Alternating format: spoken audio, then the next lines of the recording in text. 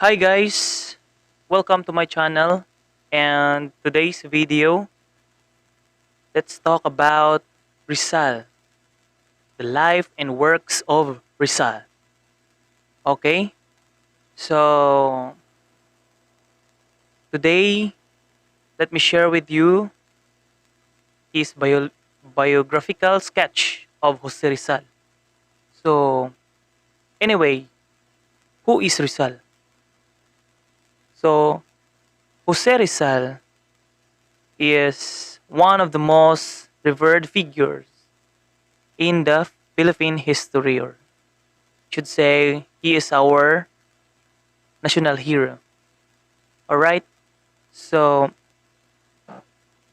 what is his full name? His full name is very long. So his true name is Jose Protasio Rizal Mercado E. Alonzo Riolonda, and was born on a Wednesday, June 19, 1861 in Calamba, Laguna. All right. So Jose Rizal was born under the Chinese sign ox. And when we said as an ox person uh, is kind. So when we said ox person is kind, caring souls, logical, positive, and filled with common sense. And as a Gemini, Jose Rizal also is a Gemini. The sign of the twins is dual nature, elusive, complex, and contradictory. And Gemini or Geminians usually have a quiet, logical, surface conscious type of mind, but not generally very emotional. All right. So now let's move on to uh, result achievement. So what is the Rizal's achievement? So some authors claim that Jose Rizal was a genius, no, an architect, an artist, businessman, cartoonist, educator, and many more. Musician, nationalistic novelist, painter, musician, poet, and etc. Rizal was able to speak 22 languages, and I'll give you some of those, including Arabic, Catalan, Chinese, English, French, German, Tagalog, Hebrew, wow, Hebrew, Latin, Malayan, Portuguese, Russian, and Spanish, and many more. And Rizal's genealogy. So, Rizal, the origin name of Rizal is Mercado, which means market, and was adopted by the Rizal paternal ancestor Dom- Domingo Lamco to free his descendant from the anti-Chinese hostility of the Spanish authority. All right. So Rizal's parents' new surname is all right. So Don Francisco Mercado, adopted of the surname Rizal in 1850, was a result of Governor Generoso Narciso Z. Claveria, or decree that all Filipino must adopt a Spanish surname. So diha nagikan, no? All right. Now, Rizal family, or Principalia.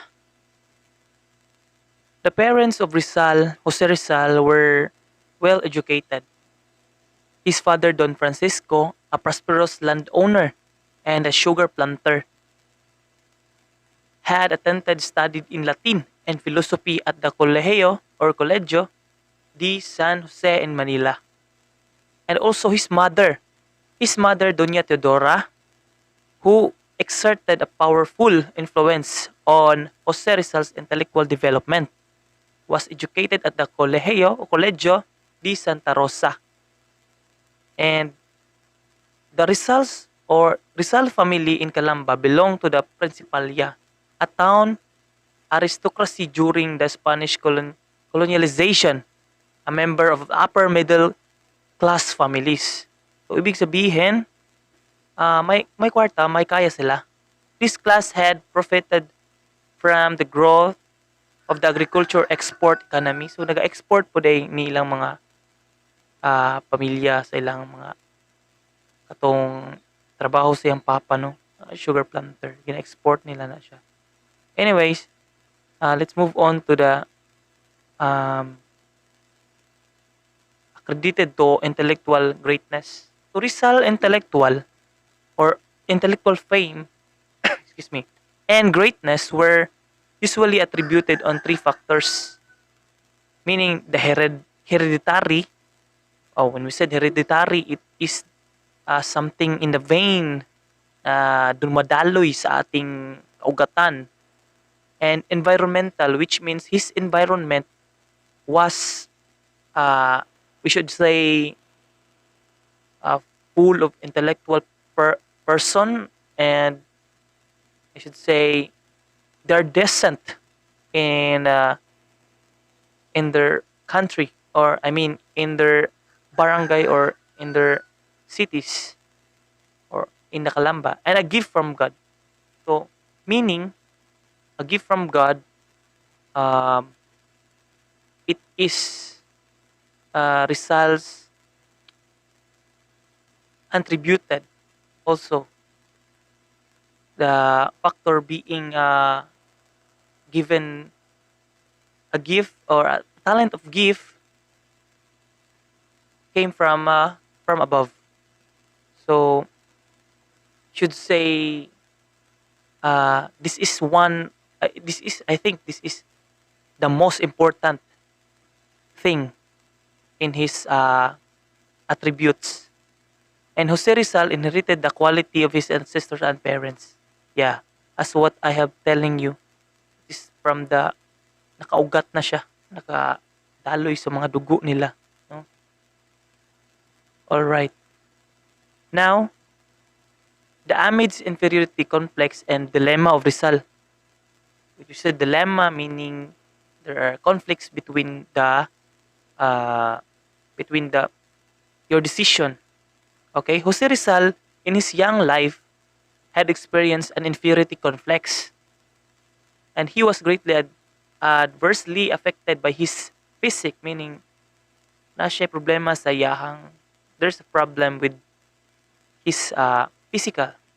He was often described as a very thin child with a proportionately big head. All right, and his sister was teased him because of his frail body. Hence, Rizal developed a growing self-consciousness and inferiority that he carried even in his adulthood. So, bisan sa iyahang sa iyahang ka bright, sa iyahang ka maayo sa tanang halos tanan butang. So, tanghal pa gid siya nga master of all, jack of all trades, master of all. Niagi gihapon siya og mga dilemma, mga complex, mga being inferior to should say sa iyang classmates, sa iyang mga kauban sa panimalay, which is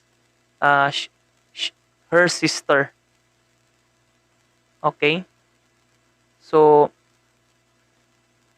Rizal's sense of inadequacy always intrudes continually upon him. Alright, so the positive side of his predicament was that it made him dynamic. So meaning pabago-bago or something constructive or being explorative,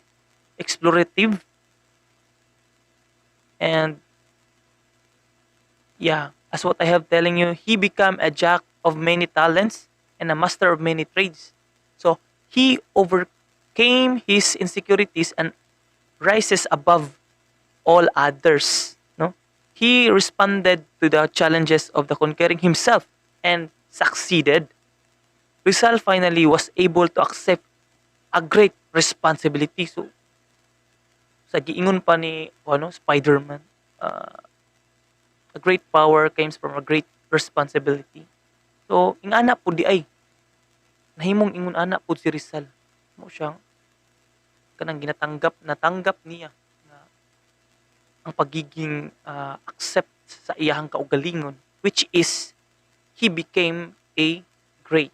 He became a successful of his life. Though there are many challenges, uh, trials in his life. From a weak, frail child, Jose Rizal rose to become one of the tallest individual in the history. No, 'di ba? Hangtod karon siya nagpabilin nga ilado sa tibuok nasud sa Pilipinas because of his great works, great ideas, talents that came from above, from heredity, or should say from his dumadaloy na ng mga dugo sa kanyang katawan na pagiging born to be great. Alright? So, Jose Rizal education. Excuse me. Jose Rizal was studied in his hometown Calamba in 1864 to 1870. So, the one is who taught Rizal first, his mother, Doña Teodora, taught Rizal the alphabet at the age 3. At the age 4, Rizal mold, wax, and clay figures. So, sa ato po no, ang number one yung teacher is our parents. Okay, diha pa lang gimold na ta kung unsa ta, or one of the factors is our parents nga to become what we become. And kalipay gina sa atong ginikanan. Alright. So, in June 1870, at the age of 9, Jose Rizal was sent to private grammar school in Binyan under Maestro Justiniano Aquino Cruz. Wow. It was a practice of wealthy parents of the time to send their children to private school. In December of 1871, Jose Rizal left Binyan for Calamba. And let's move on to Jesuit education. At the age 11, Rizal, on June 10, 1872, Rizal took an entrance exam at the Colegio de San Juan de Letran on Christian doctrine, arithmetic, and reading. So, dari nag-study siya sa arithmetic and readings. So, during that period, all entrance examination had to be taken either at the Letran or the University of the Santo Tomas or the UST, which were both run by the Dominican Order of the Preacher. Jose Rizal passed the examination. Wow. He was qualified to start his baccalaureate course. Wow. Let's give him a applause. Nice. All right. In Ateneo, Jose Rizal took a 5-year course on humanistic studies or Estudios Generalis, or the course was graded according to the Jesuit ratio studiorum. And Jose Rizal had many extracurricular activities such as campus leader. Wow, campus leader, nice. And had spent his leisure hour with the fine arts, literally works, sciences, gymnastics, and fencing. Okay?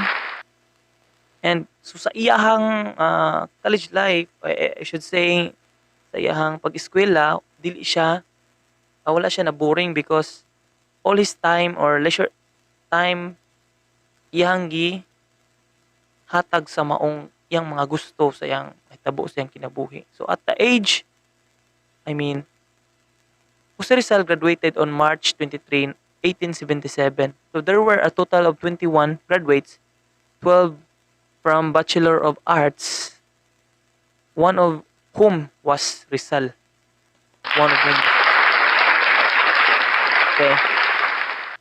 Okay, so also, the Jesuit could claim that they influenced Jose Rizal in terms of Rizal's devotion to arts and literature. To think logically and believe on racial equality develop Rizal's body, mind, and spirit. So, sa ato pod no, usahay makarelate pud ta sa iya kay tungod sa atuang kinabuhi, makita nato nga adunay puy kapareha gamay. Kay kini si Rizal pod kanang siguro nagdako pod siya no nga nasa pagiging relihiyoso or I think being wealth and being that time uh, is daghan jud ang mga I should say devoted to God. No? That's why Rizal was influenced by that. His mind, body, and spirit. Okay? Rizal, as a graduate of AB or Bachelor of Arts, I should say, alright. Jose Rizal was then qualified to get a university education. So, Doña Chudora did not want him to study more.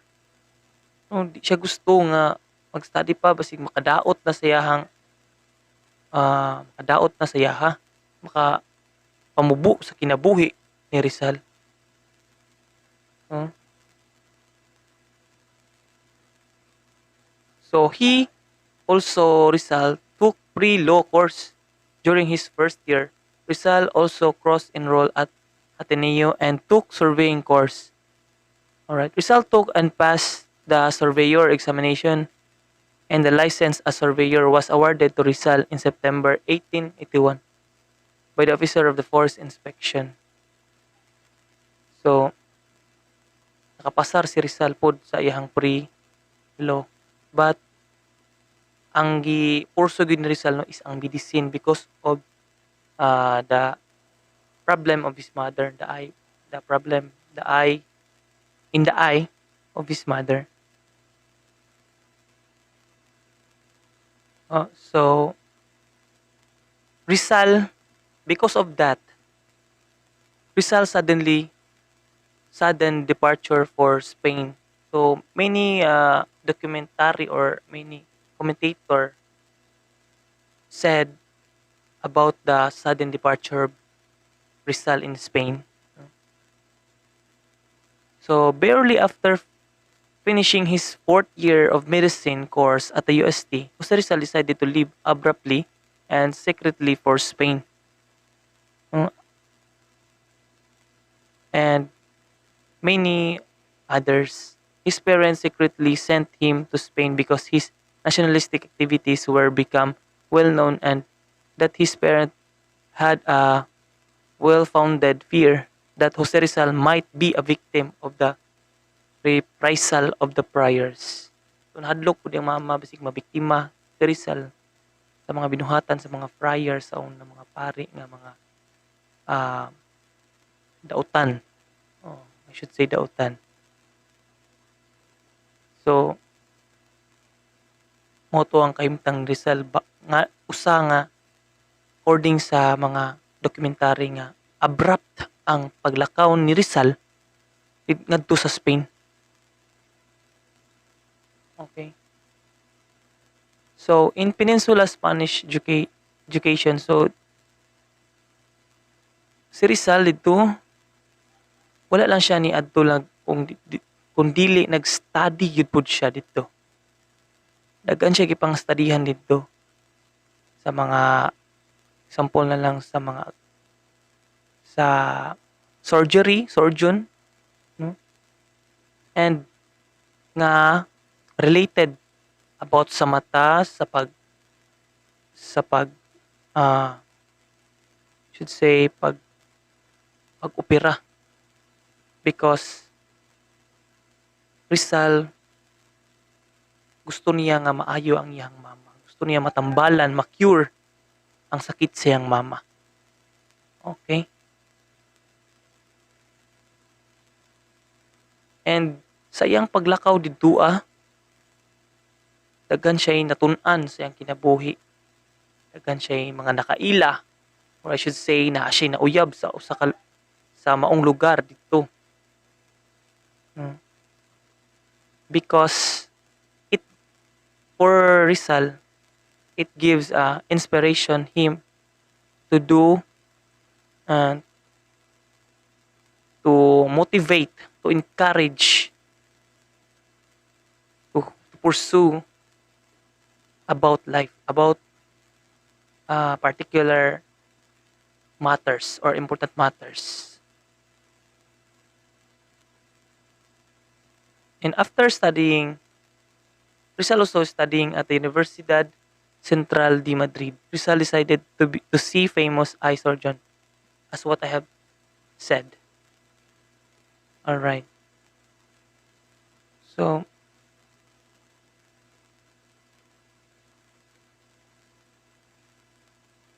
Germany during Rizal's time.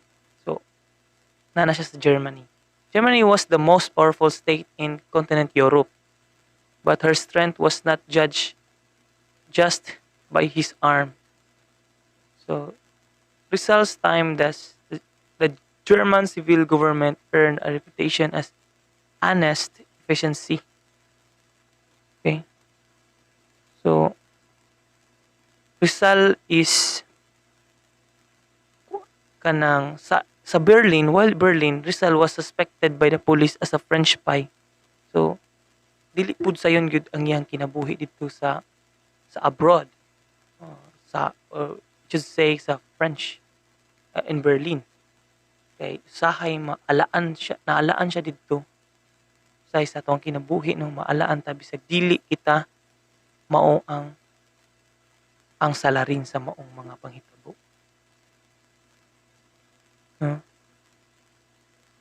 And niagi pud si Rizal og mga disappointments. Mga siyempre ang happiness, no? Sa pag-uli ni Rizal Jose Rizal arrived in Manila on August 5, 1887. 3 days later, he went to Calamba. His family rejoiced for the occasion. Rizal established medical. So, mao gid siya pag-uli niya, kauli siya. Mao gid ang iyang una or mao ni ang iyang advocacy, no?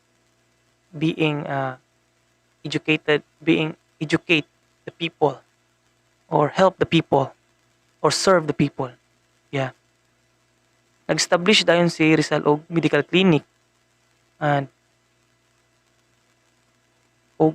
he also gave free medical consultation with the poor.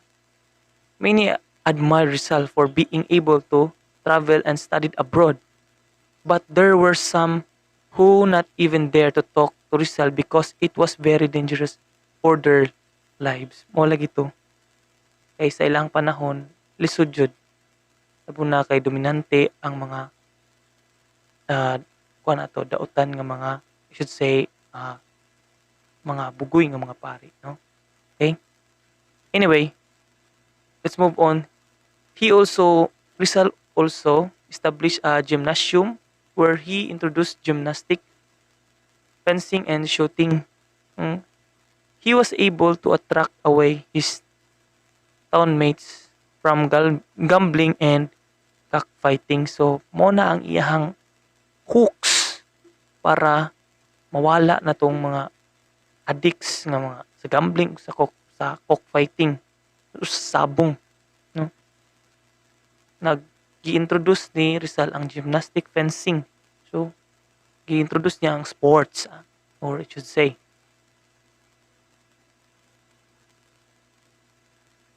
No? And move on to In the Land of the Rising Sun. So, on February 22, 1888, Rizal left for Japan and arriving to Yokohama at 28. So, diri po noon, si Rizal ri apog isa niya ka hinigugma.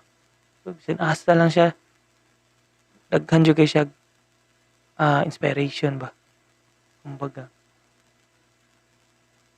So, that is for now, vlogs, and thank you.